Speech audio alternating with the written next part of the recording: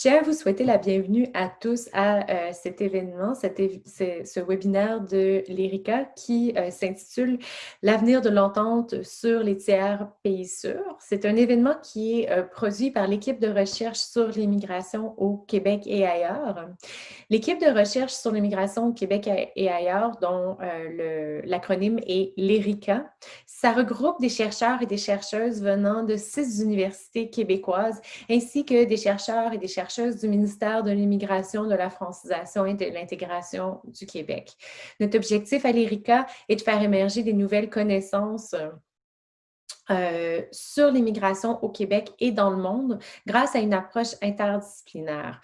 On est aussi extrêmement engagé dans les activités de transfert de connaissances vers les publics en général et aussi vers la communauté de pratique. C'est un de ces événements que nous organisons aujourd'hui alors que nous avons demandé à des personnes qui étudient les questions liées à l'accueil des réfugiés, mais qui sont aussi actives dans la défense des droits des réfugiés et dans le changement de politique, de venir nous parler de ce qui pourra arriver finalement, ou ce à quoi on peut s'attendre pour l'entente tiers sur les pays sûrs entre le Canada et les États-Unis. L'événement d'aujourd'hui sera animé par Shuli Tomkinson, qui est professeur au département de sciences politiques de l'Université Laval. Donc, le webinaire d'aujourd'hui va se dérouler en 2 étapes. Premièrement, il y aura des présentations par Janet Dench, Fedora Mathieu et Adèle Garnier. Et ça sera suivi ensuite par une période de questions. J'en profite finalement pour remercier l'équipe de l'ERICA pour l'aide dans l'organisation de cet événement, mais surtout pour remercier nos panélistes qui ont gracieusement accepté de venir nous partager leur expérience et leur connaissance sur ce sujet qui, au regard du non-résultat des élections américaines, m'apparaît aujourd'hui encore plus pertinent. Donc, sur ce, je vais laisser la parole à Shuli Tomkinson qui va prendre en main l'animation de cet événement et je vous souhaite un très bon webinaire, une très bonne heure de lunch. Merci d'être avec nous ce midi. Comme professeur Paquet vient de le mentionner, notre but aujourd'hui d'explorer ensemble l'avenir de l'entente sur les tiers pays sûrs entre le Canada et les États-Unis. Pour faire un petit rappel, cette entente est en vigueur depuis décembre 2004 et il repose sur le principe que les personnes doivent demander l'asile dans le premier pays où elles arrivent. Et l'entente permet aux États-Unis et au Canada de renvoyer les demandeurs d'asile s'ils ont arrivé par la frontière canado-américaine. Et selon les défenseurs des droits des réfugiés au Canada, les États-Unis n'ont jamais été un pays sûr pour tous les demandeurs d'asile ou pour tous les réfugiés. Et ils le sont encore moins sous l'administration Trump. La Cour fédérale était d'accord avec ce constat et en juillet 2020, elle a statué que l'entente était inconstitutionnelle. Elle a également accordé au gouvernement fédéral un sursis de 6 mois jusqu'à mi-janvier. Et tout récemment, Ottawa a fait appel de cette décision et a demandé à la Cour fédérale d'appel de prolonger l'entente. Quels sont les impacts de ces rebondissements? Est-ce que ces développements changent les pratiques sur le terrain? Comment se compare l'entente ou l'expérience du Canada à celle d'autres régions du monde? Et finalement, qu'en est-il de l'impact des résultats des élections américaines? Pour répondre à ces questions, nous avons invité 3 experts. Avant qu'on passe à leur présentation, je vais vous les présenter brièvement. Nous commencerons notre table ronde avec Janet Dench, qui est parmi les plus fervents défenseurs des droits des réfugiés au Canada aujourd'hui.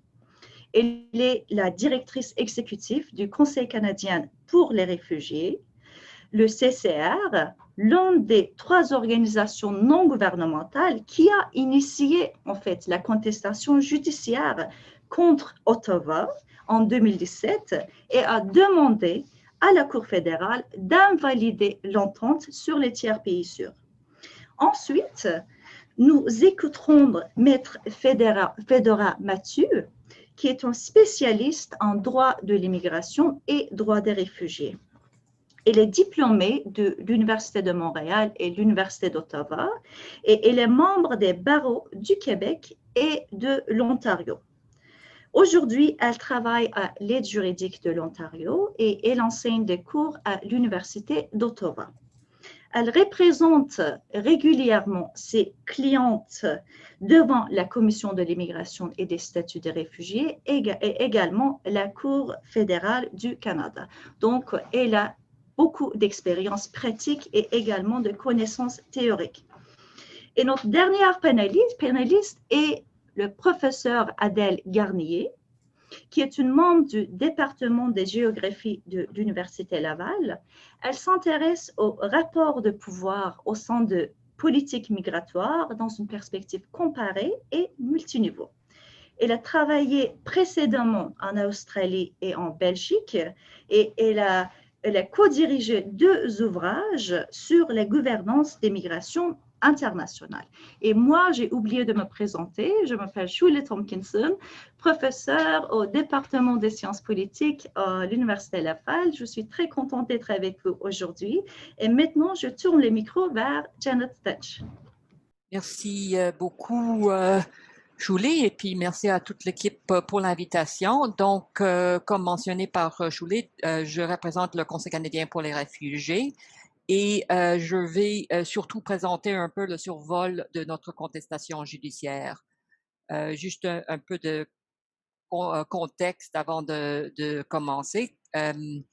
Le CCR, le Conseil canadien pour les réfugiés, je vais dire CCR, c'est plus court, a été très engagé dès les années 90 lorsque le concept d'entente de tiers pays sûr a été pour la première fois évoqué entre le Canada et les États-Unis. Là, nos organismes de lutte de défense des droits des réfugiés au Canada et aux États-Unis, on a réussi à bloquer la signature d'une entente. Mais finalement, c'est entré en vigueur, comme mentionné par Jolie, en décembre 2004. Et donc, on avait contesté avant et donc on n'a pas tardé à déjà déposer une première contestation judiciaire qu'on a déposée en décembre 2005. Et là, c'était le Conseil canadien pour les réfugiés, Amnesty International, section anglophone, et le Conseil canadien des Églises. Et c'est les trois mêmes organismes qui sont les contestataires dans l'actuelle contestation. Donc, la première contestation a suivi plus ou moins le même voyage que la contestation actuelle. Ça veut dire qu'on a gagné à la Cour fédérale. L'entente a été invalidée par la Cour fédérale, mais le jugement a été porté en appel par le gouvernement. Et le cour d'appel fédéral a suspendu le jugement, donc c'est jamais entré en vigueur. Et finalement, la cour d'appel fédérale a renversé la décision de la cour fédérale. Et dans ce cas-là, la Cour suprême a refusé d'entendre l'appel. Donc, c'est resté là à la cour d'appel fédérale. Donc, après l'entrée au pouvoir de l'administration Trump en 2017, nous, comme défenseurs des droits des réfugiés, évidemment, on était choqués par ce qui se passait, comme tout le monde qui regardait ce qui se passait aux États-Unis. On a, conjointement avec Amnesty International, on a déposé un mémoire au gouvernement canadien pour dire, avec tout ce qui se passe, avec les nouvelles politiques concernant l'arrivée des musulmans aux États-Unis, de plusieurs mesures qui visaient les réfugiés et les personnes à statut précaire, on trouvait que c'était surtout logique que le Canada se retire de cette entente. Malheureusement, comme on sait, le gouvernement canadien n'a pas accepté notre recommandation. Et donc, en juillet 2017, on a déposé notre deuxième contestation judiciaire. Et donc, comme je dis, c'est les trois mêmes organismes. Il y a aussi une famille salvadorienne qui faisait partie de la contestation. Et puis ensuite, il y avait 2 autres causes individuelles qui ont été associées à la contestation. Donc maintenant, c'est plusieurs plaignants qui sont dans la même cause. Le processus est long, comme on peut imaginer, ça prend beaucoup de temps. Il y a eu des milliers de pages de preuves qui ont été soumises. Finalement, on a eu une audience à Toronto en novembre de l'année dernière, 5 jours d'audience. Et finalement, au mois de juillet de cette année, on a eu la décision de la Cour fédérale. Et on a eu gain de cause. La Cour fédérale a soutenu notre argument que l'entente des tiers pays sûrs viole les droits garantis par la Charte canadienne des droits et libertés.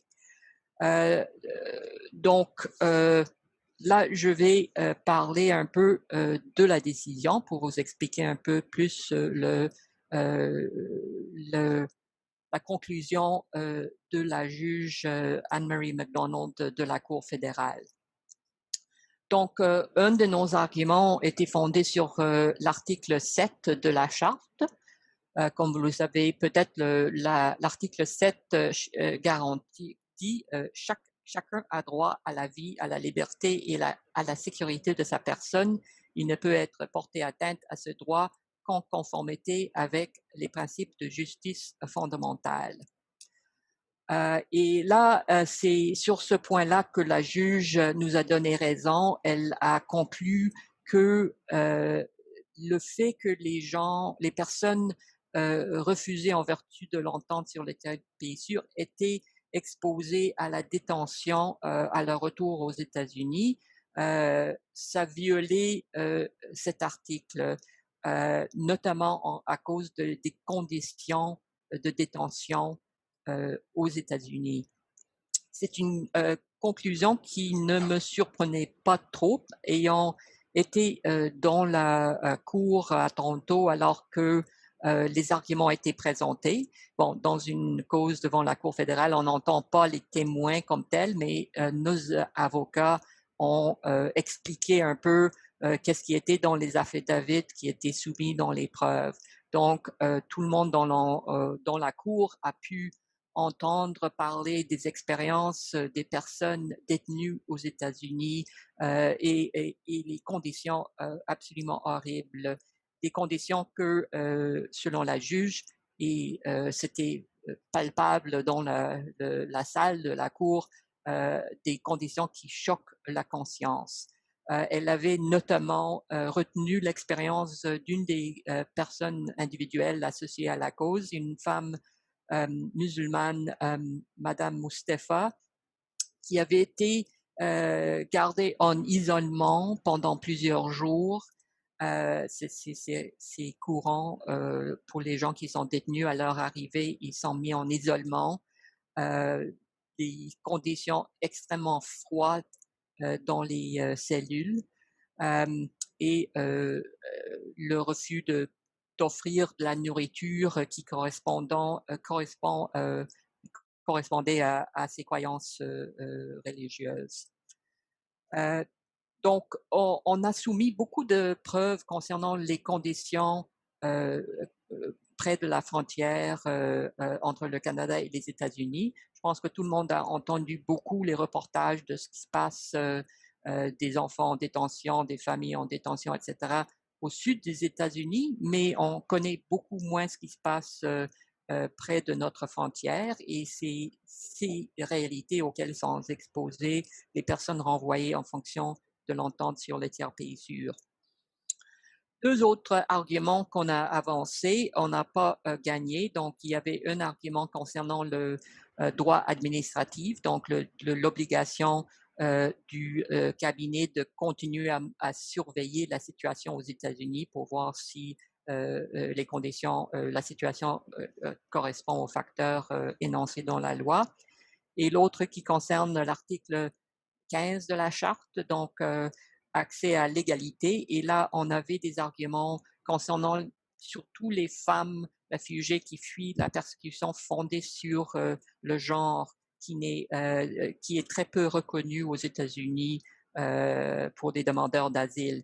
Là, elle n'a pas rejeté notre argument, elle a simplement dit, vu que j'ai déjà décidé en fonction de l'article 7, je ne vais pas aller regarder ces arguments. Bon, donc où on est rendu maintenant, comme on sait, le gouvernement a porté la décision en appel. On n'a pas eu le bénéfice de cette décision parce que la juge a donné au gouvernement 6 mois pour préparer sa réponse et le gouvernement a plutôt porté la décision en appel et a demandé à la Cour d'appel fédérale de suspendre la décision de la juge en attendant que ce soit débattu par la Cour d'appel fédérale. On a eu une audience le 23 octobre sur cette question et malheureusement le juge a tout de suite accordé le sursis demandé par le gouvernement. Donc, ça veut dire que, à moins qu'il y ait d'autres changements, ça va rester en vigueur en attendant la décision de la Cour d'appel qui sera entendue vers la fin du mois de février. Donc, sur ça, parce que je pense que j'ai utilisé mon temps, je vais conclure ma présentation et j'ai hâte d'entendre les autres panélistes. Merci. Merci beaucoup, Madame Dench. Vous avez respecté en fait le temps que vous a été alloué. Maintenant, j'invite Maître Federa Mathieu à nous faire sa présentation. Bonjour tout le monde. Merci à l'ERICA de m'avoir invité et je vais simplement vous partager ma présentation PowerPoint. Donc, le plan de ma présentation aujourd'hui, je vais vous parler de l'entente, du principe en arrière, des exceptions et de la pratique. Je vais aussi vous parler de mes commentaires sur le jugement. Je suis très heureuse que Mme Dench ait fait une première description du jugement. Donc, je vais essayer de construire là-dessus. Et finalement, je vais vous parler de l'impact du jugement pour les praticiens et les praticiennes et aussi les demandeurs d'asile en ce moment. Donc, le principe, on en a parlé, Shulé nous a expliqué que les demandeurs d'asile sont tenus de présenter leur demande dans le premier pays sûr où ils arrivent. À ce jour, les États-Unis sont le seul tiers pays sûr à avoir été désigné par le Canada. Donc, le principe, c'est que si un demandeur d'asile arrive aux États-Unis en premier, il ou elle doit faire sa demande aux États-Unis et ne pourra pas traverser au Canada, à moins qu'il ou elle satisfasse aux exceptions dont on va parler tout à l'heure. L'objectif en arrière, c'est évidemment un objectif d'efficacité, une meilleure gestion des demandes d'asile en se disant les deux pays sûrs, on va faciliter la gestion des cas et éviter qu'il y ait redondance, par exemple. Et on a parlé de la date d'entrée en vigueur, donc ça fait déjà 16 ans que cette entente est en cours. Quelques exceptions, donc il y en a plusieurs, je vais simplement vous mentionner les plus courantes, on va dire. Donc, la première concerne les exceptions concernant les membres de la famille. Il y a sûrement quelques-uns d'entre vous qui ont entendu parler de l'expression « anchor relative ». Donc, l'idée, c'est que si un demandeur d'asile arrive au Canada alors aux États-Unis et que cette personne a un membre de sa famille qui est au Canada, il ou elle pourra venir au Canada et déposer sa demande d'asile. Donc, c'est une des exceptions de l'entente des tiers pays sûrs. Donc, ce qu'il faut savoir, c'est que la définition de la famille dans cette entente est large. En général, en immigration, c'est très serré. C'est le conjoint, les enfants ou les parents. Tandis que dans ce cas-ci, c'est assez ouvert. C'est l'oncle, la tante, le neveu, la nièce, les demi-frères, les demi-sœurs. Donc, ça, c'est intéressant. Et il faut qu'ils aient un certain statut au Canada, donc résident permanent, citoyen, ou demandeurs d'asile eux-mêmes, donc, ou même résidents temporaires. Donc, quelqu'un qui aurait un frère qui est aux études au Canada pourra venir et déposer sa demande d'asile. Donc, ce qui se passe en général dans ces cas-là, dans la pratique, la personne doit arriver avec la preuve et faire la preuve de son lien de parenté avec son membre de la famille qui est au Canada. Une autre exception, c'est celle qui concerne les mineurs non accompagnés. Donc, quelqu'un de moins de 18 ans qui va arriver à la frontière et qui va, par exemple, démontrer qu'il n'a pas de parent ou de tuteur légal au Canada ou aux États-Unis va pouvoir déposer sa demande au Canada. La demande va être acceptée et traitée. Et finalement, troisième exemple, être titulaire de certains documents, donc posséder un document valide. Donc ici, on parle surtout de, la plupart du temps, quelqu'un qui a un visa canadien valide. Donc, un exemple pour pouvoir satisfaire à cette exception, c'est d'arriver aux États-Unis avec un visa américain, de faire une demande de visa au Canada pendant qu'on est aux États-Unis. Si le visa est accordé, le visa canadien est accordé, je peux me présenter au point d'entrée et montrer mon visa canadien, entrer et soit déposer ma demande d'asile à la frontière ou entrer et faire ma demande un peu plus tard. Donc ça, ce sont quelques exceptions. Il y en a d'autres et ça dépend vraiment de la situation. Il faut vraiment passer à travers chacune des exceptions pour savoir ce qui s'applique à une personne en particulier. Donc, dans la pratique, vous comprenez que si un demandeur, alors un aspect important de la pratique, si un demandeur est admis au Canada en se prévalant d'une exception, il perd son droit d'asile à la SAR. La SAR, c'est la section d'appel des réfugiés. Donc, c'est la Cour, quand quelqu'un dépose sa demande d'asile au Canada, si la demande est refusée, la personne a comme une deuxième chance et peut faire une demande à la section d'appel des réfugiés. Donc, quelqu'un qui décide de se conformer aux règles, se présente au point d'entrée à un membre de la famille, par exemple au Canada. Quand cette personne sera au Canada, si sa demande d'asile est négative, bien, malheureusement, cette personne n'aura pas accès à la section d'appel des réfugiés. OK? Donc, l'application de l'entente des tiers pays sûrs, donc ça a fait couler beaucoup d'encre. Donc, elle ne s'applique qu'aux personnes qui veulent entrer au Canada à partir des États-Unis, souvent au point d'entrée frontalier canado-américain. Okay? Donc, ce que ça veut dire, c'est que cette entente va s'appliquer seulement quand la personne se présente à un point d'entrée à la frontière canado-américaine. Ou si elle arrive, il y a d'autres exceptions, si elle arrive en train ou si elle arrive pendant qu'elle se fait déporter des États-Unis, mais c'est plus rare. La plupart du temps, quelqu'un va être aux États-Unis, va se présenter au point d'entrée et c'est à ce moment-là qu'elle s'applique. A contrario, si le demandeur d'asile ne se présente pas à un point d'entrée officiel, l'entente ne s'applique pas. Donc là, c'est le gros trou, en fait, la grande incohérence de cette entente-là. Et ce qu'il faut comprendre aussi, la conséquence de cette entente, quand elle s'applique, c'est que la demande du demandeur est jugée irrecevable et la personne est renvoyée aux États-Unis ou, comme Mme Dench nous a expliqué, elle va être détenue. D'accord? Donc, un exemple concret, si vous êtes un demandeur d'asile, vous êtes aux États-Unis, vous avez ramassé vos économies, vous avez obtenu un visa, vous avez été chanceux, vous avez obtenu un visa américain, et là, vous n'avez pas par exemple, vous ne répondez pas à l'une des exceptions. Okay? Et donc, il y a deux cas de figure. Donc, soit vous vous présenterez au point d'entrée officiel de Saint-Bernard-de-la-Colle, par exemple, et vous devez satisfaire à une des exceptions. Sinon, vous vous faites renvoyer aux États-Unis. Et si vous satisfaisez à une exception, vous avez de la famille, par exemple, au Canada, vous perdez votre droit d'appel à la SAR. Okay? Tandis que si vous risquez que vous essayez d'aller dans un point d'entrée, alors de passer entre deux points d'entrée officiels, donc par exemple, vous utilisez le chemin Roxham, vous échappez au contrôle de la SFC. Quand vous arrivez au Canada, oui, vous vous faites détenir brièvement, on vous interpelle, on va dire, et vous avez à ce moment-là le droit de déposer votre demande d'asile et vous ne vous ferez pas renvoyer aux États-Unis. Votre demande va être jugée recevable et vous conservez votre droit d'appel à la SAR. Donc, si vous vous mettez dans les souliers de quelqu'un qui a ce choix, évidemment, vous allez choisir de traverser entre deux points d'entrée officiels. Malheureusement, au cours des dernières années, ce qu'on a vu, c'est comme avec le contexte politique, dont on va parler un peu plus tard, c'est que ça met les demandeurs d'asile, en fait, dans une situation extrêmement précaire.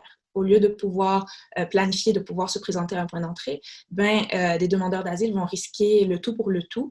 Et j'ai mis par exemple ici l'image de M.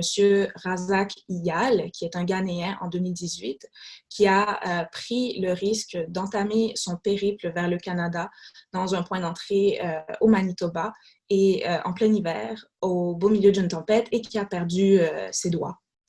en faisant le parcours. Donc, encore une fois, c'est comme quand il y a ces incohérences dans la loi, ce que ça fait, c'est que ça met les demandeurs d'asile dans une situation où, bien, évidemment, on va choisir ce qui est mieux pour nous, puis on va se mettre dans une situation de danger pour pouvoir récolter les bénéfices à la fin. Donc, ça, c'est une des incohérences importantes, on va dire, de cette entente.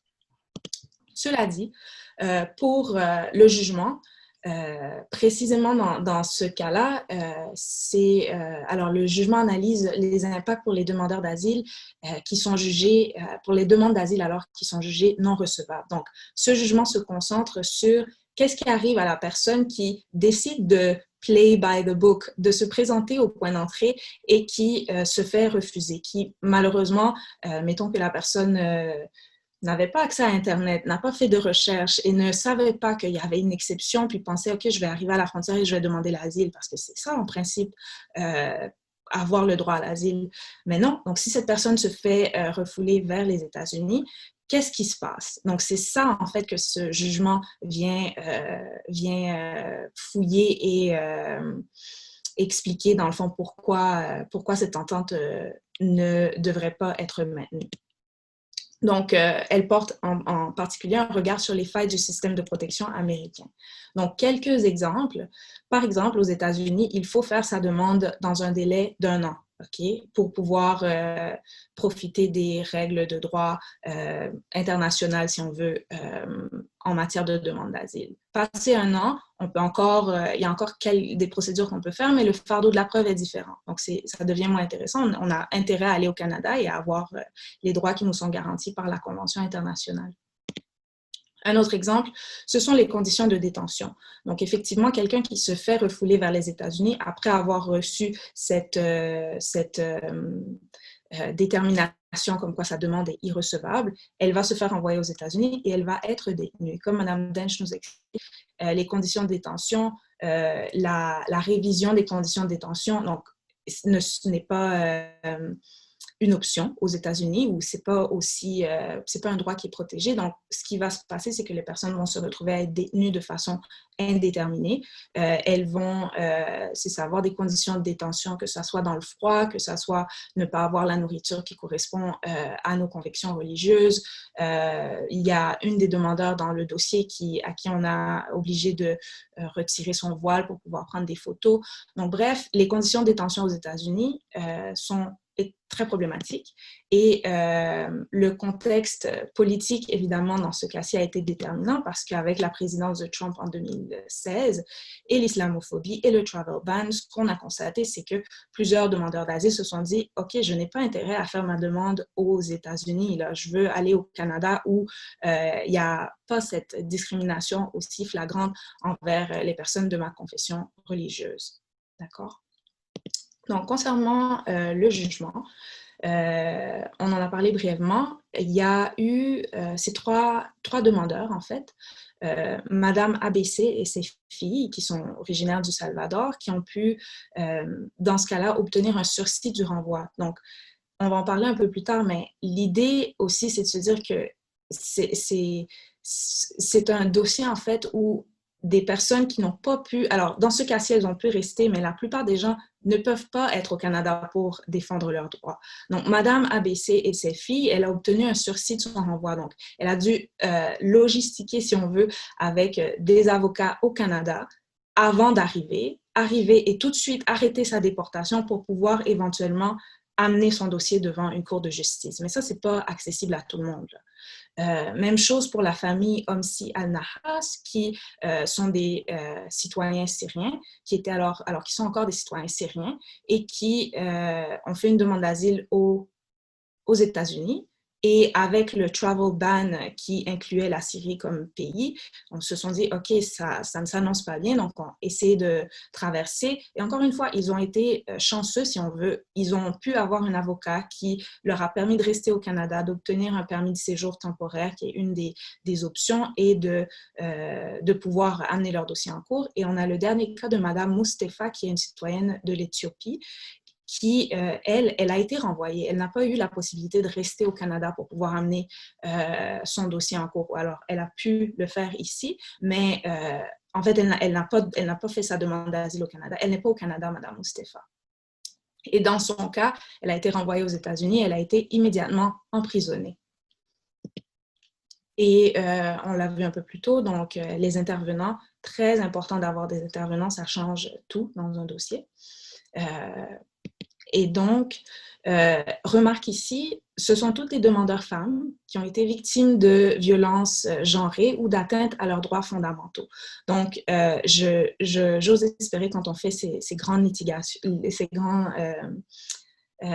ces grandes demandes, si on veut, qui contestent la loi. C'est intéressant quand on a des dossiers aussi sympathiques, en fait. Ce sont 3 femmes qui ont vécu des choses atroces, puis on se dit, OK, effectivement, ça aide à choquer la conscience quand on comprend, OK, c'est comme ça que ça affecte des personnes, une entente comme ça. Donc, les prétentions des demandeurs, Mme Dench nous en a parlé, en fait, ils ont allégué que cette entente était inconstitutionnelle et qu'en renvoyant aux États-Unis des demandeurs d'asile dont la demande est jugée irrecevable, le Canada les exposait à des dangers sous la forme de détention, de refoulement et d'autres violations de leurs droits, contrairement au droit international, donc la Convention sur le statut des réfugiés et la Convention contre la torture. Ce qu'il faut savoir dans ce jugement, c'est qu'il y a eu un effort colossal, un effort international colossal de collection de la preuve. Okay? Madame Dench l'a dit, c'était des milliers de pages de preuves, mais ça a vraiment pris un effort conjoint.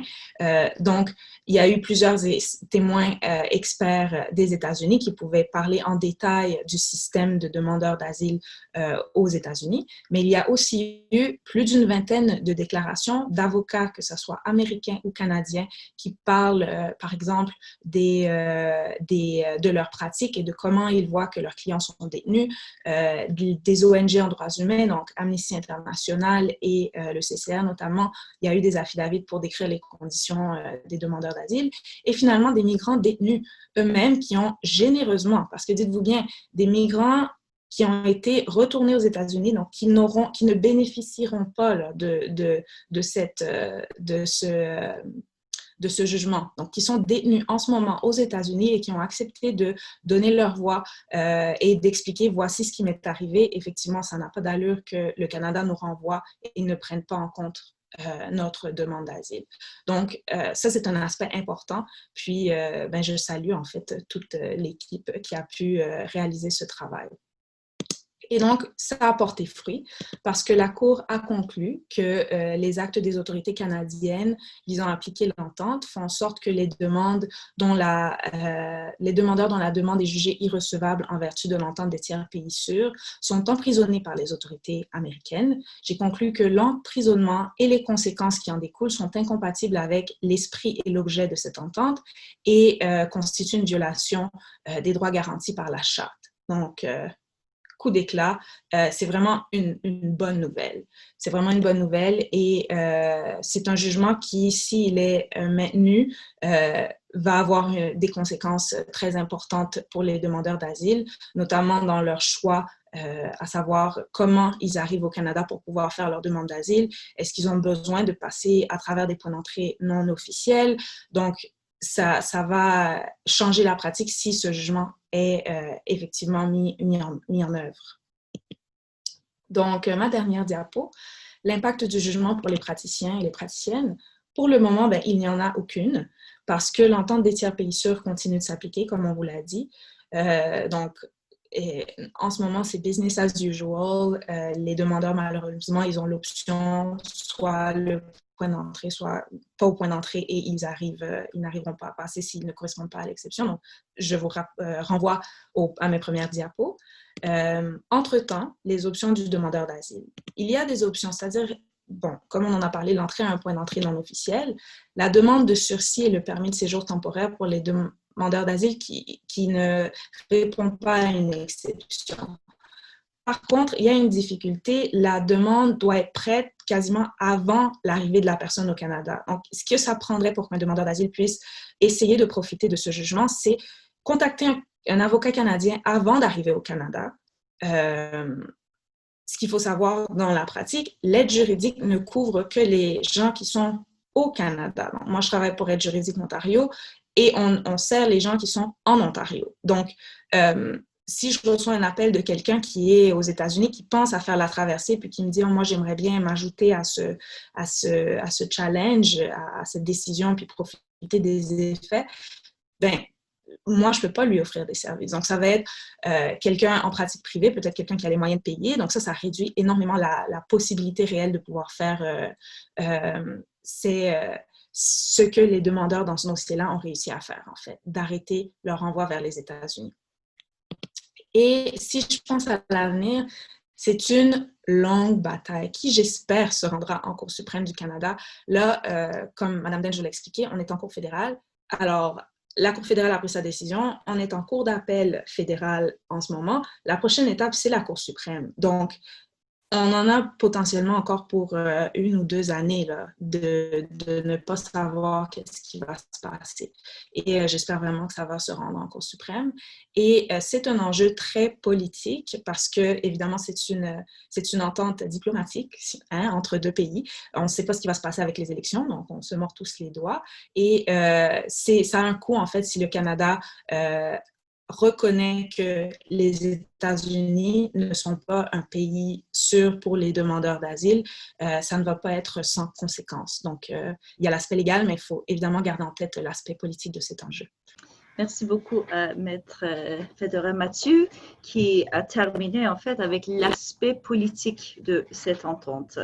Et en fait, Canada, depuis 2017, parle de la modernisation de cette entente et puis on comprend pas trop qu'est-ce que ça veut dire ça, parce que il y a l'extrêmement l'opacité sur cet enjeu.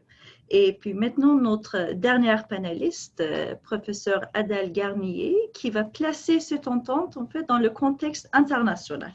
Merci beaucoup, Julie, pour l'introduction et merci beaucoup de m'avoir invitée à ce débat très intéressant.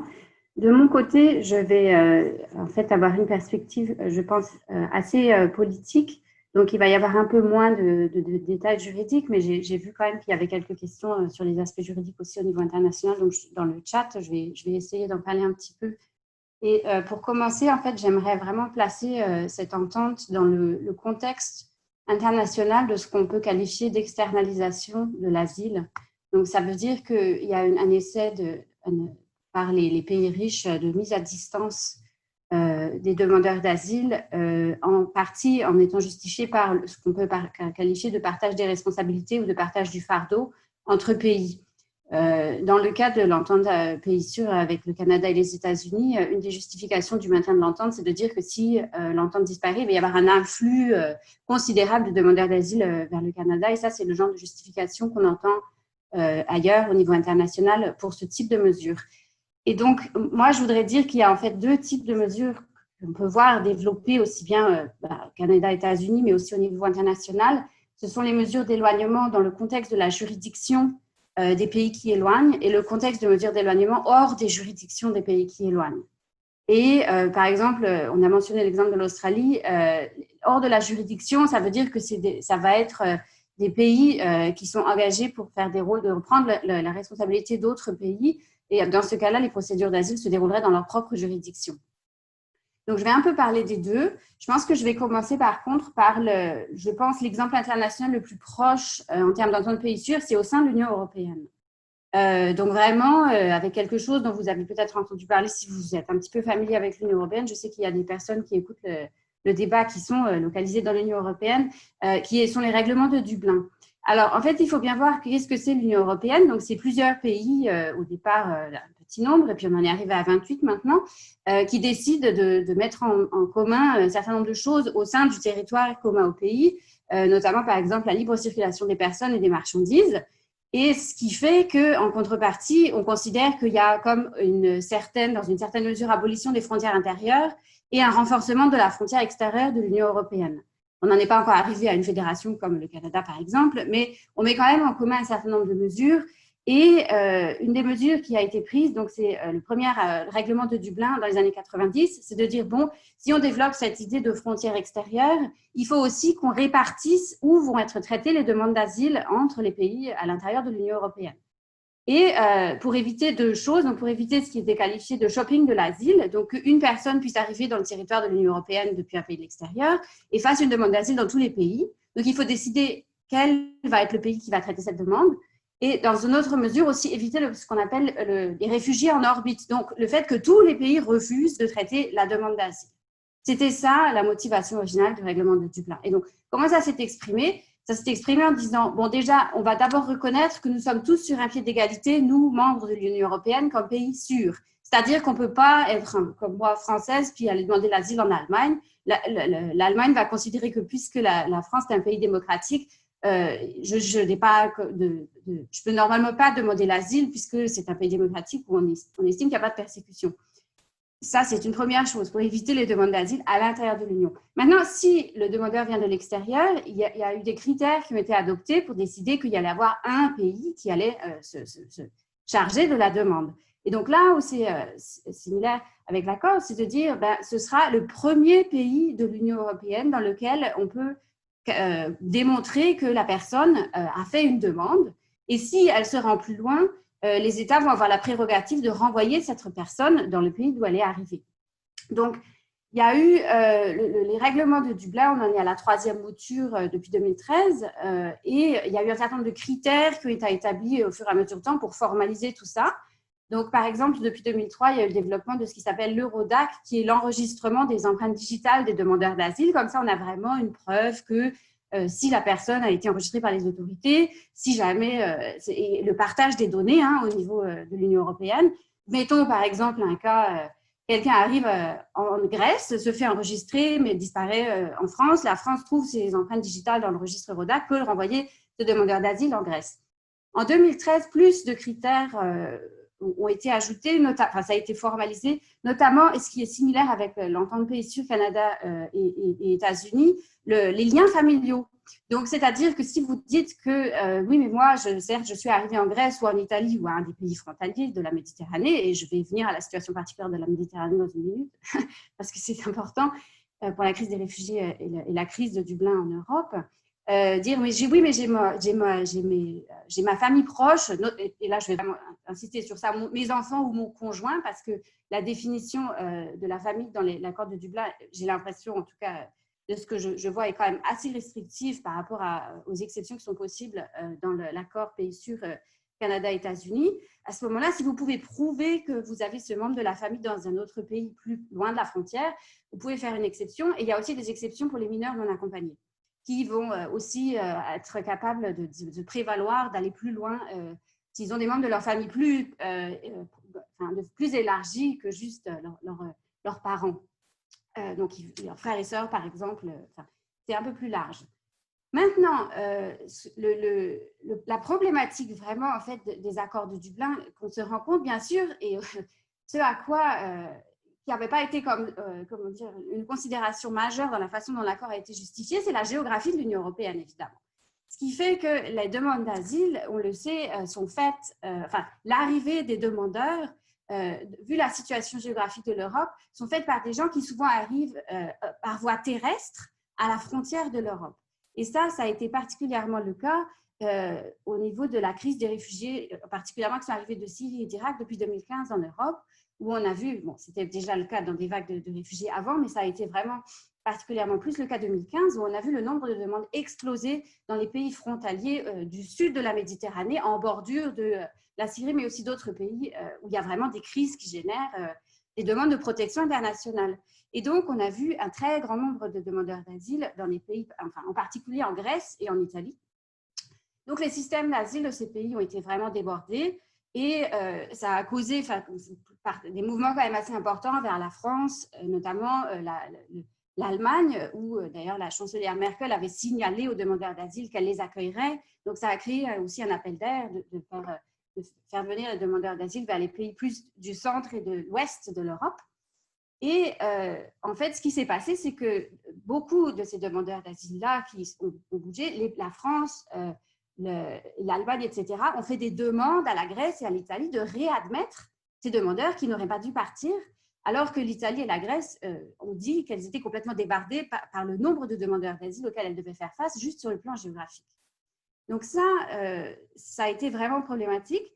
Et on a en fait de nombreuses associations de droits de l'homme au niveau de l'Union européenne qui ont dit que, vu l'état des systèmes d'asile dans lequel se trouvaient en Italie et en Grèce, de facto, c'était des conditions dégradantes et ce n'était pas normal que le système soit vraiment submergé de demandes et qu'il n'y ait pas de solidarité européenne, mais en plus que ce n'était pas possible que les pays qui recevaient, où les demandeurs étaient partis, fassent des demandes de réadmission de Dublin, parce que ça allait aller à l'encontre des droits des personnes qui sont ancrées dans la Charte européenne des droits de l'homme, par exemple. Donc, il y a eu des demandes de suspension de l'accord de Dublin. Et c'est arrivé plusieurs fois dans le passé avec l'Italie et la Grèce, mais c'est quelque chose que les institutions européennes voient d'un très mauvais œil, en particulier parce que il y a un principe de confiance mutuelle qui est comme une des bases fondamentales de l'Union européenne. On croit, c'est-à-dire on fait confiance réciproque aux différents pays de l'Union européenne. Et de ce fait, on ne peut pas vraiment remettre fondamentalement l'accord de Dublin en cause parce que ça remettrait en cause tout le fonctionnement de l'Union européenne. Cela dit, de plus en plus, et vous l'avez peut-être entendu, il y a eu une nouvelle mouture un plan sur la migration et l'asile au niveau européen qui s'appelle le Pacte Migration et Asile en septembre 2020. Et là, la présidente de la Commission européenne allemande a dit « Oui, non, le Dublin ne marche plus, il faut qu'on fasse autre chose parce que vraiment, on se rend bien compte qu'en pratique, ça ne marche pas. » Vous avez par exemple aussi entendu parler sans doute du camp de Moria en Grèce qui a été où des dizaines de milliers de demandeurs d'asile étaient sur place, ne pouvaient pas aller plus loin. C'était un camp qui avait été géré depuis les dernières années comme un centre de détention. Il y a eu un feu qui a détruit ce camp. Ça a été comme un symbole du manque de solidarité européen parce que personne ne voulait accepter ces demandeurs d'asile plus loin. Et donc là, il y a toute une réflexion pour transformer le règlement de Dublin. Cela dit, le pacte ne mettrait pas fin à la préséance du fait que si vous arrivez dans un pays, vous n'êtes pas censé aller plus loin, mais il y aurait des nouveaux critères pour réaménager ça d'une certaine façon. Donc ça, c'est pour l'Union européenne, à l'intérieur de l'Union européenne. Maintenant, en plus de ça, l'Union européenne, certains pays de l'Union européenne ont adopté des accords pays sûrs, mais sur de base bilatérale, entre eux et certains pays d'origine. Donc, par exemple, si vous voulez demander l'asile en Allemagne, l'Allemagne a une liste de pays qu'elle considère comme sûrs, desquels vous n'êtes pas censé pouvoir demander l'asile parce que votre pays est considéré comme démocratique. Par exemple, ça inclut l'Ukraine, le Ghana. Et donc, si vous êtes un demandeur de ces pays-là, vous allez être soumis à une procédure d'asile accélérée. Vous allez être renvoyé dans votre pays qui est considéré comme un pays d'origine sûr. Un autre volet que l'Union européenne a adopté pour diminuer la pression du nombre de migrants qui arrivent à ses frontières sud, c'est l'accord entre l'Union européenne et la Turquie, qui a été adopté en 2016, donc en fait peu après l'année record des demandes d'asile dans l'Union européenne en 2015, qui dit que en fait la Turquie est sommée de faire des gros efforts d'augmenter les mesures de surveillance de la frontière pour éviter que les gens passent de la Turquie à la Grèce. En contrepartie, l'Union européenne s'est engagée à donner 6 milliards d'euros à la Turquie pour améliorer les conditions dans lesquelles sont hébergés les réfugiés, parce qu'il faut savoir quand même que la Turquie héberge plus de 5 millions de réfugiés syriens. Donc, ce n'est pas comme si la Turquie n'avait pas de réfugiés, mais on sait aussi que le traitement des personnes n'est pas toujours respecté en termes de procédures, etc. Mais là, l'Union européenne a dit vous allez faire ça pour nous. Et si, à partir de mars 2016, la Grèce arrive à attraper des personnes qui sont en situation irrégulière, qui voudraient demander l'asile, la Turquie, et qu'elles n'ont pas, ce sont des demandes infondées d'asile, la Turquie se garantissait de les réadmettre. Donc, il y a comme une espèce de cercle concentrique, si vous voulez, que l'Union européenne a adopté, d'abord avec donc, la reconnaissance mutuelle que tous les pays de l'Union européenne sont sûrs, et l'accord de Dublin, et ensuite les accords bilatéraux, soit entre pays de l'Union européenne et d'autres pays, soit entre l'Union européenne totale et d'autres pays, comme avec la Turquie. Donc ça, et donc là, et l'accord UE-Turquie, c'est un accord très informel, en fait, donc il est beaucoup plus difficile à contester de manière juridique parce que ça a été adopté comme une espèce d'accord qui a été révélé par communiqué de presse sans donner beaucoup de détails là-dessus. Donc ça, c'est pour l'Union européenne. Maintenant, je vais passer aux autres zones du monde et je vais vous parler un petit peu de l'Australie, puis ce sera la fin de ma présentation. Puis il y a aussi encore des choses de délocalisation de l'asile au niveau des États-Unis, notamment avec les demandeurs haïtiens, donc on pourra parler à la discussion si ça vous intéresse, mais je vais me concentrer sur l'Australie parce que Ils sont vraiment à l'avant-garde de l'externalisation de l'asile. Donc, l'Australie a aussi tenté de mettre en place un accord pays sûr, en fait, dans les années 90, et d'ailleurs, c'est dans sa législation, quand il y a eu une augmentation des demandeurs d'asile chinois. Alors, ils ont introduit une provision dans la loi comme quoi certains pays d'origine pouvaient être reconnus comme des pays d'origine sûrs, et la Chine, pendant un moment, donc la Chine communiste avait été déclarée comme pays d'origine où on pouvait renvoyer les demandeurs d'asile de manière assez sommaire. Et une autre chose où l'Australie a été relativement, comment dire, à la pointe des mesures contraignantes par rapport aux demandeurs d'asile, c'est le développement de la détention obligatoire pour les demandeurs d'asile en situation irrégulière. Donc, l'Australie a développé ça à partir du milieu des années 90, mais ça n'a pas empêché le nombre de demandeurs d'asile d'augmenter de manière assez significative au milieu jusqu'à la fin des années 90 et au début des années 2000, notamment les soi-disant boat people, donc les gens qui arrivent par bateau. Et puis, donc, il y a eu un développement d'une politique d'interception en maritime de ces demandeurs d'asile dans l'océan Indien au nord de l'Australie et des personnes qui arrivaient par bateau d'Indonésie. Et puis finalement, en 2001, dans le contexte des attentats du 11 septembre, le gouvernement australien a mis en place ce qui est qualifié de Pacific Solution, ou la solution pacifique, où là, les demandeurs d'asile interceptés ont été interdits d'accès au territoire australien et on les a envoyés dans des camps financés par l'Australie, dans des pays avec lesquels l'Australie a développé des cadres d'accords bilatéraux assez informels avec deux pays de sa zone d'influence géographique et géopolitique, la Papouasie-Nouvelle-Guinée et la toute petite île pacifique de Nauru, qui n'a pas vraiment beaucoup de sources de revenus, à part en fait les camps australiens depuis.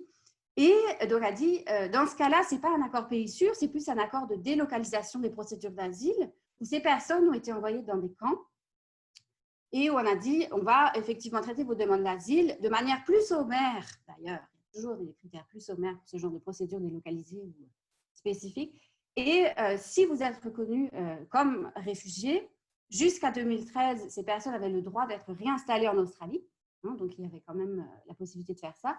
Et depuis maintenant, 2013, on dit si vous êtes reconnu comme réfugié, que vous êtes arrivé comme boat people, vous êtes dans ces centres, vous n'avez plus le droit d'être réinstallé en Australie. Donc, ce qui arrive à ces personnes, c'est que soit elles restent comme réfugiées en Papouasie-Nouvelle-Guinée ou à Nauru, ou bien maintenant, on a eu un accord bilatéral entre les États-Unis et l'Australie, où les États-Unis se sont engagés à accepter des réfugiés dont l'Australie ne veut pas, et en contrepartie, l'Australie a dit qu'elle allait le faire, mais je ne sais pas si elle l'a fait en pratique, admettre des réfugiés d'Amérique centrale dont les États-Unis ne veulent pas sur son territoire. C'est une espèce de swap, comme ça, d'échange de réfugiés dont on ne veut pas, en leur donnant accès au territoire auquel ils voulaient avoir accès.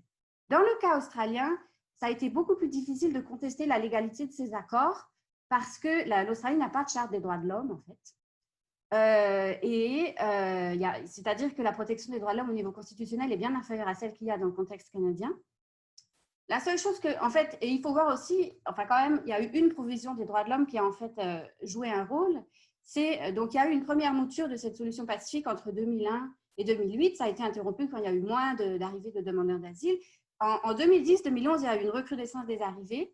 Et là, le gouvernement d'époque a tenté de faire un accord bilatéral avec la Malaisie, qui est un petit peu comme ce que l'Union européenne a mis en place avec la Turquie après, donc de dire, on va intercepter ces demandeurs d'asile, on va traiter leurs demandes en Malaisie, et puis ceux qui seront reconnus comme réfugiés pourront être réinstallés en Australie. Ça, il y a un avocat qui l'a contesté à la Cour australienne, à la Cour suprême, en fait la High Court, en disant oui, mais la Malaisie n'est pas membre de la Convention des Nations Unies sur les réfugiés, donc elle ne peut pas faire ça. La Cour lui a donné raison, donc l'accord n'a pas eu lieu. Sauf que la conséquence de ça, ça a été de réouvrir la solution pacifique. Donc maintenant, au lieu de les envoyer en Malaisie, ils les ont réenvoyés à Nauru et en Papouasie-Nouvelle-Guinée. Et ils ont, en fait, puisqu'il n'y a pas vraiment de protection constitutionnelle, modifié la loi australienne pour rendre ce genre d'accord bilatéral à la Malaisie peut-être possible dans le futur en assouplissant les critères de participation des accords bilatéraux. Donc voilà, je vais terminer là-dessus. C'était juste pour vous mettre l'accord en contexte. Et de montrer que aussi le fait d'avoir la Charte des droits de l'homme fait vraiment une différence dans le contexte canadien, mais que malheureusement, je pense qu'on n'a pas vu la fin des mesures d'externalisation de l'asile. Merci. Merci beaucoup, professeur Garnier. Et puis maintenant, on passe à l'étape de questions et réponses. Plusieurs d'entre vous ont posé déjà leurs questions, en fait, dans le fonction questions. Et puis, je dirigerai quelques-uns à nos panélistes. Tout d'abord, je pense que je vais essayer de diviser en fait les questions et puis de poser questions aux panélistes déjà déterminés. Mais commençons avec les questions plus générales que je vais poser à 3 panélistes. Tout d'abord, on avait parlé un peu au début de l'impact des résultats des élections américaines.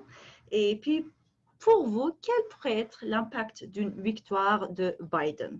Comment cette situation pourrait influencer la situation politique au Canada, l'arrivée de demandeurs d'asile et puis les relations entre le Canada et les États-Unis? Et puis, une autre question que je vais poser à l'ensemble des panélistes est, d'après vous, pourquoi cet enjeu, c'est-à-dire l'entente, est si peu médiatisé, surtout les jugements récents? Oui, je peux commencer. Ce sont de très bonnes questions, professeur Tompkinson. La première, l'impact d'une victoire de Biden. J'ai l'impression que si Biden obtient la présidence américaine, ça va fragiliser le dossier. C'est-à-dire que je vois très bien le gouvernement canadien aller essayer de négocier sur le plan diplomatique avec le gouvernement américain, voir qu'ils prennent des mesures. Je me dis, ça va, même si c'est pas supposé influencer les cours de justice, parce que rendu là où on est, il y a pas de preuves, là, on peut plus rajouter. Donc, je sais pas, c'est sûr que ça va avoir un impact sur les juges qui vont avoir à prendre une décision. Si c'est Biden qui gagne, ils vont se dire, OK, tout n'est pas perdu, on n'est pas obligé d'invalider l'entente, ou peut-être qu'on va trouver une solution un peu plus mitigée, ou le Canada devra s'assurer que certains droits sont protégés. Donc, ils vont, en tout cas, essayer de s'en sortir, d'après moi, s'il y a une victoire Biden. C'est comme ça que je le prévois. Sinon, pourquoi c'est si peu médiatisé? Oh, même si c'est un jugement extrêmement important, je me dis, il y a tellement d'autres choses qui se passent. En fait, entre la COVID, en ce moment, les élections américaines, les droits des demandeurs d'asile, c'est pas très sexy, là. Je me dis, ça fait pas ça fait pas des bonnes nouvelles. Je me dis, même si c'est très important, d'après moi, c'est parce qu'il y a d'autres choses. Il y a d'autres choses qui se passent qui est plus pressant, qui est plus important, en fait. Moi, je veux bien intervenir brièvement. En fait, bon, mais je ne suis pas du tout une spécialiste de la... Ce que je dirais juste, c'est que mon impression aussi, c'est que si Biden gagne, je pense aussi que, avec le délai qu'ils ont mis jusqu'à février, c'était pour être vraiment sûr des résultats des élections. Enfin, c'est pas à cause de ça que la Cour l'a fait, mais paradoxalement, ça pourrait être une façon de dire, regardez, on revient à des pratiques plus humaines aux États-Unis, pourquoi est-ce que on suspendrait l'accord? Donc, ça, c'est une considération à avoir. Mais encore, moi, je ne suis pas juriste. Et pour ce qui est de pourquoi, en fait, peut-être que c'est parce que ça se passe hors des frontières et c'est perçu comme un processus assez technique, en fait, pour beaucoup de gens. Et je me demande si ça contribue au fait que les médias n'en parlent pas beaucoup. Peut-être aussi, enfin nous, ça c'est quelque chose, je pense que vous aussi, vous y avez été confrontés. Les journalistes eux-mêmes, parfois, ne savent pas nécessairement... Enfin, c'est pas facile pour un journaliste de toujours... en parler de manière claire et concise au public. Et donc, je ne sais pas si ça a une influence sur les thèmes qu'ils traitent. Je sais que dans l'immigration, c'est souvent assez difficile, même de voir les journalistes parler clairement de qu'est-ce qu'un demandeur d'asile, un réfugié, un migrant, etc. Donc là, parler des enjeux de l'entente, c'est peut-être perçu comme un sujet, c'est ça, for the hard basket, quoi, trop difficile. Pour suivre un peu, j'ai l'impression aussi que c'est quelque chose qui est forcément difficile à présenter dans les médias de façon convaincante parce que c'est ça le problème qu'on parle de personnes qui vivent des situations très, très difficiles, mais en détention. Il n'y a pas de caméras qui sont là. on va pas nécessairement le connaître. Les gens qui vivent ça, c'est difficile d'en parler. C'est souvent dangereux pour eux parce que leur statut n'est pas encore clair. Alors que quand il y a des foules qui traversent au chemin Roxham, ça fait très bien pour les caméras. Et puis donc, on a tendance beaucoup plus à parler de ce genre d'enjeux que ce qui est vécu par les personnes réfugiées.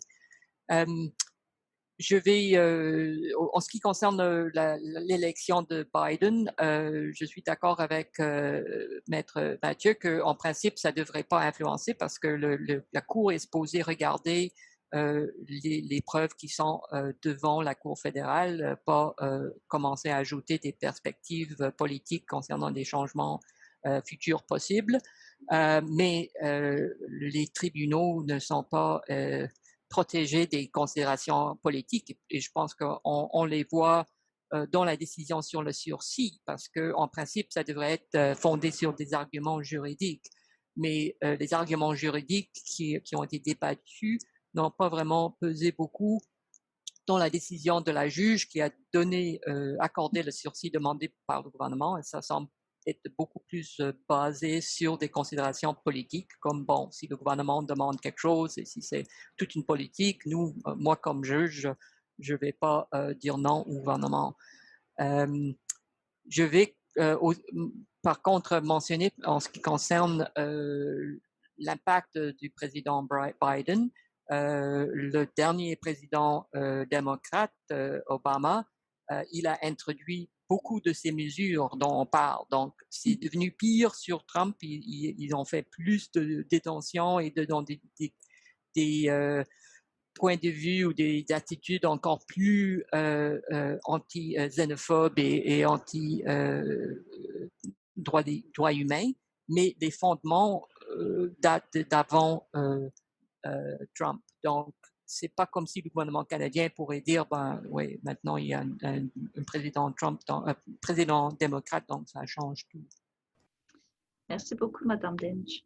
Maintenant, je vais diriger des questions spécifiques aux panélistes spécifiques.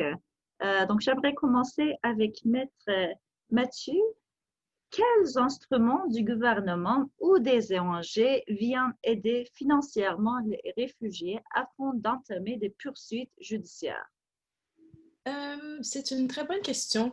Je sais que en Ontario, Aide juridique Ontario a un... Alors, il y a deux aspects, OK? Donc, il y a l'aide juridique qui fournit une représentation pour la demande d'asile. Donc, quelqu'un qui veut faire valoir son dossier devant un juge peut, si il ou elle n'a pas les ressources financières, va être admissible à l'aide juridique et va donc pouvoir obtenir un certificat avec lequel cette personne pourra payer un avocat ou en tout cas obtenir les services d'un avocat. Donc, il y a l'aide juridique qui est là. C'est pas suffisant. C'est extrêmement sous-financé, surtout au Québec, mais il y a cet outil qui est là. Donc ça, c'est pour vraiment faire valoir leurs droits. Maintenant, une contestation judiciaire, je sais que l'aide, je ne sais pas comment ça se passe au Québec, mais je sais qu'en Ontario, ils ont ce qu'ils appellent le test case litigation, où ils permettent à des avocats, ils vont financer des dossiers méritoires comme celui-ci, et où il y a moyen de faire de la contestation constitutionnelle avec le support de l'aide juridique. Donc ça, c'est intéressant. Par contre, c'est offert en Ontario. Je ne sais pas si c'est offert au Québec. Et pour avoir suivi une formation des avocats qui ont représenté les parties dans ce dossier, reste que ça a été extrêmement difficile. Je veux dire, ils ne nagent pas nécessairement dans l'argent et il faut... donc, cette preuve qui a été collectée, c'est de la preuve internationale, comme je vous dis. Donc, ça a dû être fait de façon très économe, dans le fond. Donc, ça a pris toute une équipe pour pouvoir réaliser ce qu'ils ont réalisé et une grande collaboration de leurs collègues américains aussi qui ont accepté de les supporter, d'aller dans les centres de détention. Donc, ce n'est pas nécessairement des avocats canadiens qui se sont rendus, ce sont des avocats américains qui ont accepté d'aller, de prendre des dépositions et de faire le travail. Donc, il y a des outils qui sont là, mais je vous dirais que ça pourrait certainement être amélioré là. Merci beaucoup pour votre réponse. J'ai une question pour Madame Dench. quelles organisations font le travail de documentation des conditions des demandeurs d'asile aux États-Unis? Si on veut en savoir plus, qui devrions-nous suivre? Aux États-Unis, il y a des organismes qui œuvrent pour les droits humains et qui peuvent avoir une concentration sur les droits des demandeurs d'asile et notamment sur la question de détention. En ce qui concerne la détention, je vais mentionner Human Rights First, qui a fait depuis de nombreuses années du travail sur la détention pour des fins d'immigration et qui ont servi pour nous pour donner des informations sur les conditions de détention qu'on a utilisées dans notre contestation judiciaire. Il y a aussi des organismes ou des chercheurs, des universitaires ou des organismes associés à des universités qui utilisent les ressources des étudiants, etc., dans plusieurs parties des États-Unis. Je pense que en principe, aux États-Unis, ils ont l'avantage d'avoir plus de financement de grandes fondations qui peuvent financer des organismes, mais par contre, il y a beaucoup moins de financement direct. Donc, par exemple, il n'y a pas d'aide juridique comme on le connaît au Canada. Donc, ça fait qu'il y a énormément de lacunes et souvent, comme je mentionnais, la situation au nord des États-Unis dans les centres de détention est très, très peu connue. C'est parce qu'il y a très peu de gens qui visitent, que ce soit des avocats, il y en a, mais peu. On a utilisé ces personnes-là pour signer des affidavits pour nous raconter les conditions. Mais à ma connaissance, ce n'est pas couvert dans les rapports en général qui existent. Et il y a peu de présence dans ces centres de détention. Ça fait partie du problème à la base. Et c'est un défi toujours que quand la situation est vraiment mauvaise, ça veut dire qu'il n'y a même pas des gens qui connaissent qu'est-ce qui se passe, qui savent qu'est-ce qui se passe dans cette situation. Donc, c'est difficile de le documenter. Merci beaucoup pour votre question. Nous avons une question posée par Thibaut Tranchant à professeur Garnier. Il nous dit que vous mentionniez les différentes pratiques d'externalisation par l'Europe de la gestion de flux des migrants forcés. Vous avez mentionné l'accord informel avec la Turquie. Pouvez-vous nous donner davantage d'informations sur l'accord l'Union européenne et la Libye? Comment a-t-il été formé? Quel est son contenu? Avons-nous des informations exactes sur ses conséquences pour les demandeurs d'asile? Donc, moi, je ne suis pas une spécialiste de l'accord sur la Libye.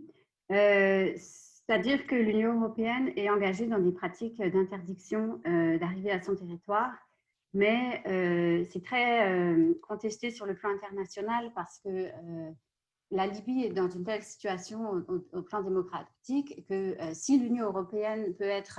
on peut vraiment mettre le doigt sur le fait que les gens sont renvoyés en Libye. C'est un exemple flagrant de refoulement vers un pays où les gens craignent la torture. Donc, il va falloir que je retravaille là-dessus. Je n'ai pas… je retravaille dessus. Mais ce qu'on peut voir, c'est que ça met les institutions internationales dans l'embarras considérable parce qu'on sait que les demandeurs sont dans des centres qui sont gérés, par exemple, par l'Organisation internationale de l'immigration et le HCR. Et il y a eu sur Twitter, beaucoup de critiques du fait qu'il y a des retours, etc. Mais on voit qu'en général, les institutions refusent généralement de nommer l'Europe comme étant impliquée directement dans le retour de ces migrants vers la Libye. Donc, c'est ça. Il y a une grande part d'informel dans ces pratiques, mais il faudrait vraiment que je me penche là-dessus. Ce que l'Union européenne a fait, en fait, beaucoup, c'est qu'elle a des accords formels de traitement de demandes d'asile et de demandes de réinstallation avec des pays au sud de la Libye, donc par exemple le Niger. Donc là, c'est des gens qui vont être transférés, donc c'est des accords de transfert de la Libye vers d'autres pays. Donc, de ces personnes dont on va traiter les demandes d'asile et si elles sont reçues, ils vont être reconnus comme réfugiés et où l'Union européenne, ça a aussi été fait avec le Rwanda, donc un pays d'Afrique centrale, où l'Union européenne s'est engagée à réinstaller un certain nombre de personnes. Et ce qu'on voit, c'est que pour le moment, il y a encore des réfugiés qui sont un peu dans une situation de facto de statut de réfugié au Niger et au Rwanda, mais où c'est très clair que tous ne vont pas être admis par l'Union européenne non plus. Donc, encore une fois, on est maintenant je pense, dans une dynamique au niveau de l'Union européenne de délocalisation de la protection, carrément. Mais vraiment, pour la Libye, oui, là, il faudrait que j'aille plus dans les détails, mais c'est clair que moi, je pense qu'on peut dire que l'Union européenne est vraiment impliquée dans des opérations de refoulement avec la Libye présente. Merci beaucoup pour votre réponse. J'ai une question pour Maître Mathieu, posée par Jessie Bigra-Lozon.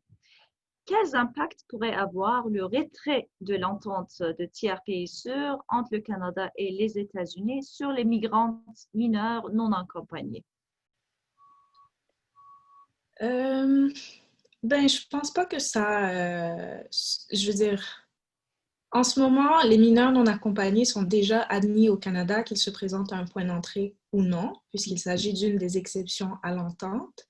Donc, ils n'ont pas nécessairement intérêt à aller passer à travers la frontière dans des points d'entrée non officiels. Donc, je ne sais pas qu'est-ce que ça changerait pour un mineur non accompagné.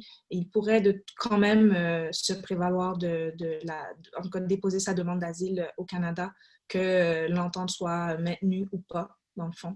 Donc, je dirais que c'est sans incidence, si j'ai bien compris la question. Merci beaucoup. Nous avons également une question assez longue que je vous ai posée de manière privée, Maître Mathieu. Oui.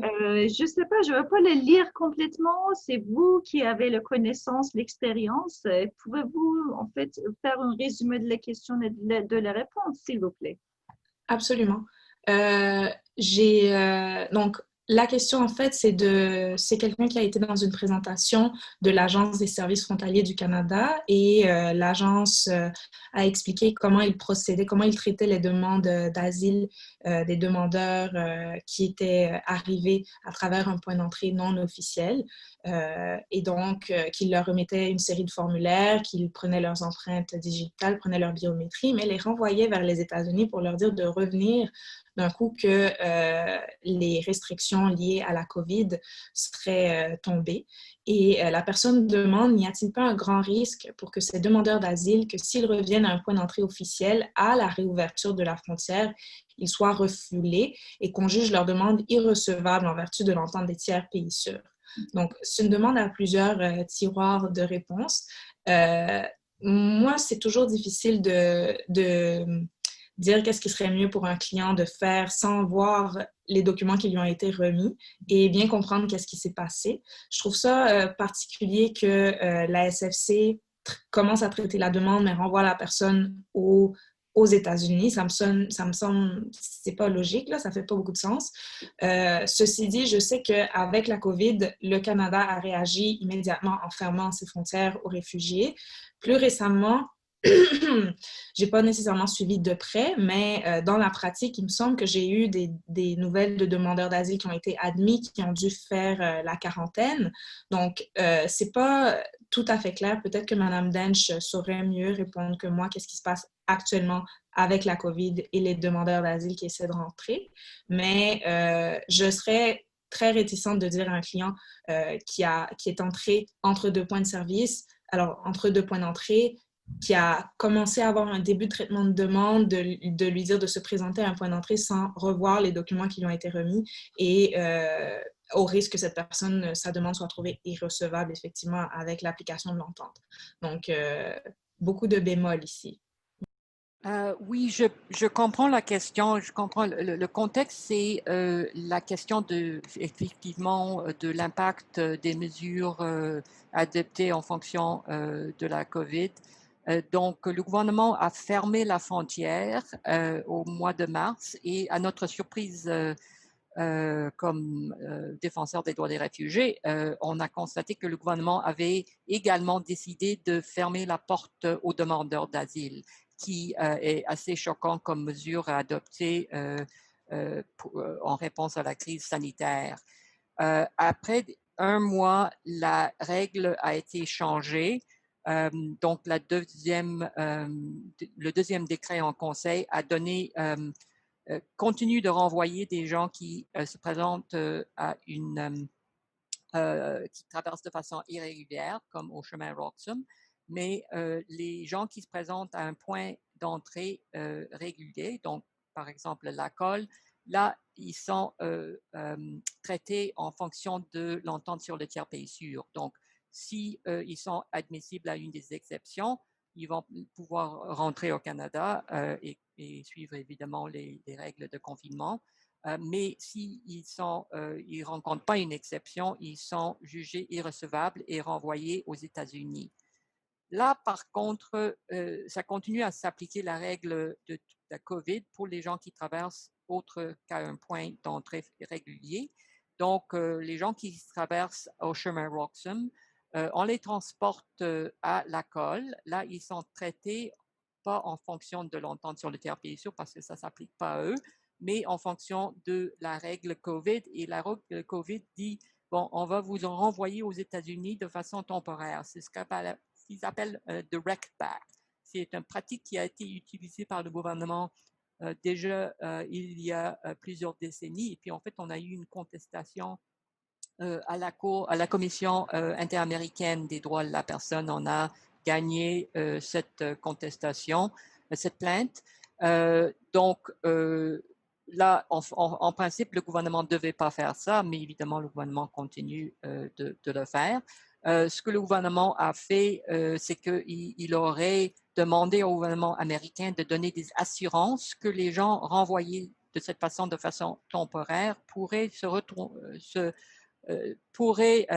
retourner au Canada. Donc, le gouvernement américain aurait donné des assurances qu'ils ne seraient pas détenus ou déportés.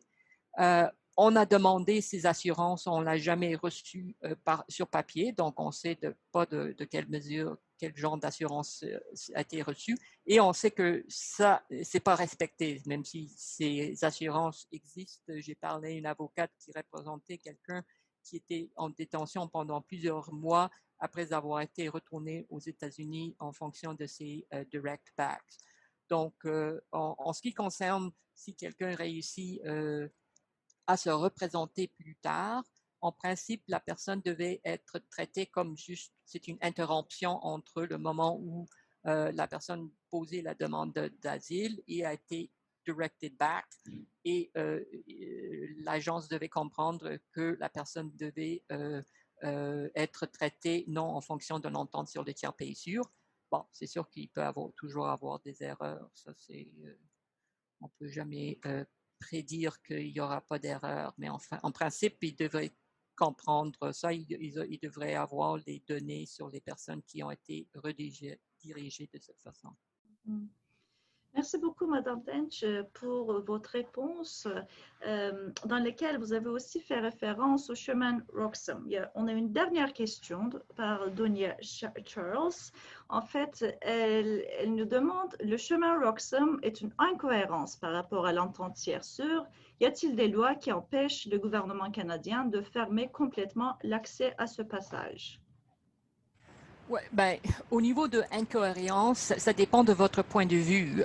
Donc, juste pour expliquer, lorsque l'entente a été adoptée, c'était une décision, c'était voulu du part des deux gouvernements d'avoir une entente qui s'appliquait uniquement au point d'entrée terrestre, et c'était une décision qui était prise en fonction des expériences en Europe, parce qu'ils ont vu qu'il y avait beaucoup de va-et-vient des gens qui disaient, ben, un pays qui disait, ben, cette personne-là est entrée par cet autre pays, et l'autre pays dit, ben non, vous prouvez ça, et les gens qui déchiraient toutes les preuves qu'ils avaient passées par un autre pays, etc.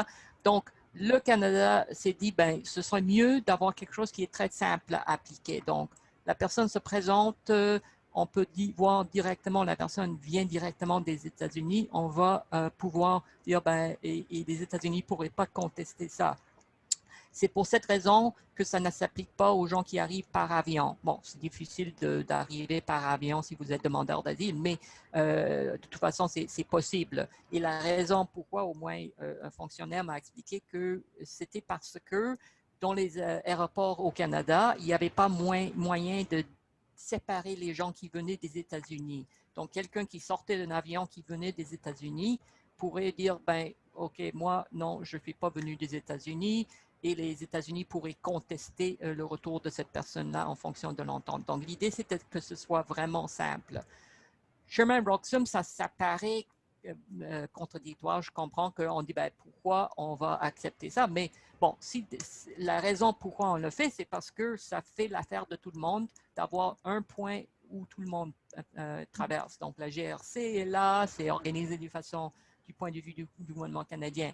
Le gouvernement canadien pourrait dire, ben, OK, ben là, on va créer un point d'entrée, donc les gens ne pourraient plus rentrer de cette façon-là. Mais s'ils font ça, ben, il y a plusieurs autres points. Donc, ils vont commencer à passer par un autre point.